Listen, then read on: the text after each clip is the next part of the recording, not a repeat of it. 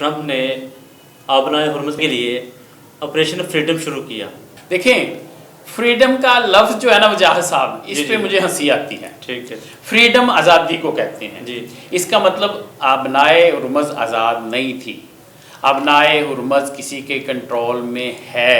ٹھیک ہے، تبھی تو امریکی فوج جو ہے نا آپریشن کر رہی ہے کہ جی آبنائے ہرمز کو فریڈم دلانی ہے، آزادی دلانی ہے، آزاد کروانا ہے ایران کے. فریڈم کا لفظ استعمال کے لیے اسی کیا.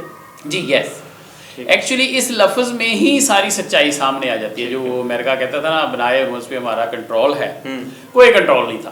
اگر آپ کا کنٹرول تھا تو آپ آپریشن فریڈم کس لیے کر رہے ہیں؟ آپ آپریشن آزادی کس کے لیے، کس چیز سے آزاد کر رہے ہیں، کس ملک سے آزاد کروا رہے ہیں آبنائے ہرمز کو؟ اس کا مطلب ہے آپ کے کنٹرول میں نہیں تھا.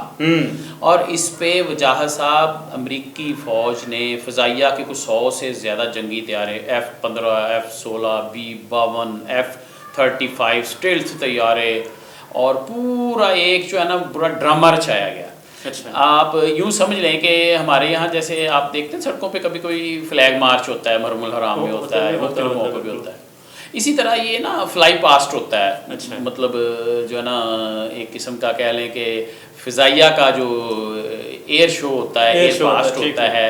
بیسیکلی یہ شو آف پاور ہوتی ہے. ٹھیک ہے. شو آف پاور کا مطلب یہ ہوتا ہے کہ ویکھ لو اسی اننے زیادہ جے طرح دھیان ساڈا دوسروں کو بتانے کے لیے، اپنی پاور بتانے کے لیے. یس یس.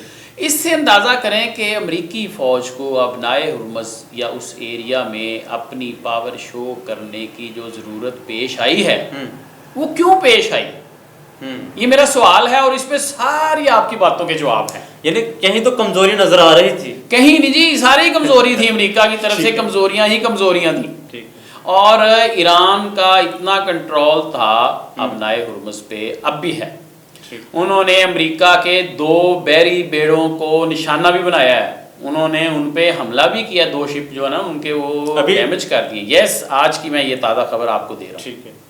ایران پوری گرپ ہے اس کی، ایرانی فوج کی، ایرانی پاسداران انقلاب جو ہیں ان کی پوری گرپ ہے، جن کے متعلق صدر ٹرمپ کہتے تھے نا کہ جناب وہ ان کی فضائیہ ہم نے ختم کر دی، نیوی بھی ختم کر دی، ایئر فورس بھی ختم کر دی اور آرمی سارا کچھ ہی ختم کر دیا. تو بھائی پھر اب آپ کو آپریشن فریڈم کرنے کی ضرورت کیوں پیش آ رہی ہے؟ آپ پہلے جو ایک جھوٹ بولتے ہیں، پھر اس ایک جھوٹ کو چھپانے کے لیے آپ کو 100 جھوٹ اور بولنا پڑتا ہے اور نئی نئی حرکتیں کرتے ہیں. یس، آپ دیکھیں کہ حرکتیں ایسی کر رہے ہیں صدر ٹرمپ صاحب، مجھے تو یقین کرے امریکی شہریوں پہ ترس آ رہا ہے.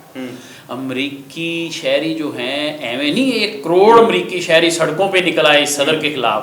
انہوں نے کہا ہے امریکی ایک مطلب پوری جو ہے نا قدامت پسند قوم ہے، اور ان کے اوپر ایک ایسا نمونہ آ گیا جو نہ صرف ملک کو ڈیمیج کر رہا ہے، امریکی قوم کو ڈیمیج کر رہا ہے، امریکی شناخت کو ڈیمیج کر رہا ہے، امریکی اقدار کو ڈیمیج کر رہا ہے، اور ذلیل و خوار کروا دیا پوری دنیا میں امریکیوں کو.